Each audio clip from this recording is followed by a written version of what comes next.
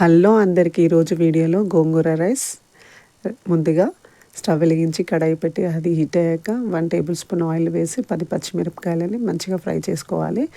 అవి ఫ్రై అయిన తర్వాత ఒక బౌల్లోకి తీసుకొని అందులోకి 1 స్పూన్ జీలకర్ర, ముందుగా ఉప్పు వేసి కడిగి పెట్టుకున్న గోంగూరని వేసి మూత పెట్టి ఒక 2 మినిట్స్ ఫ్రై చేసుకోవాలి. ఆ తర్వాత మనము మొత్తం గోంగూరని మళ్ళీ ఒకసారి కలుపుకొని మరొక 1 మినిట్ మూత పెట్టి ఉడికించుకోవాలి.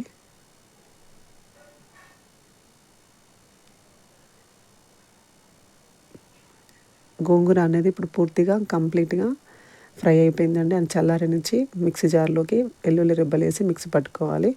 ఆ తర్వాత కడాయి పెట్టి అది హీట్ అయ్యాక 2 టేబుల్ స్పూన్ ఆయిల్, మసాలా దినుసులు, జీలకర్ర, ఆవాలు, కరివేపాకు, ఎండుమిర్చి, కట్ చేసుకొని పెట్టుకున్న ఉల్లిపాయ ముక్కలు వేసి మంచిగా కలుపుకోవాలి.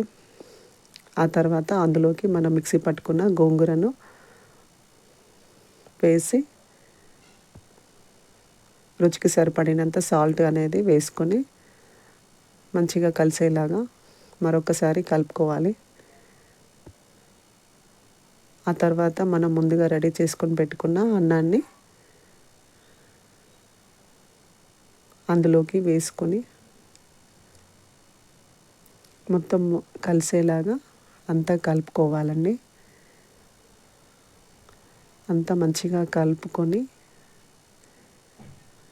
అందులోకి ముందుగా కట్ చేసుకున్న కొత్తిమీరను యాడ్ చేసుకొని ఒక 5 సెకండ్స్ అంతా కలుపుకొని స్టవ్ ఆఫ్ చేసుకుంటే ఎంతో రుచికరమైన పుల్లగా కారంగా ఉండే గోంగూర అన్నం రెడీ. పిల్లలకి ఇది లంచ్ బాక్స్లోకి చాలా ఈజీగా ఫాస్ట్గా చేసి పెట్టొచ్చు. పిల్లలు ఎంతో ఇష్టంగా తింటారు. ఎలా ఉందో కామెంట్ సెక్షన్లో కామెంట్ చేయండి. లైక్ చేయండి, షేర్ చేయండి, సబ్స్క్రైబ్ చేయండి. Thank you.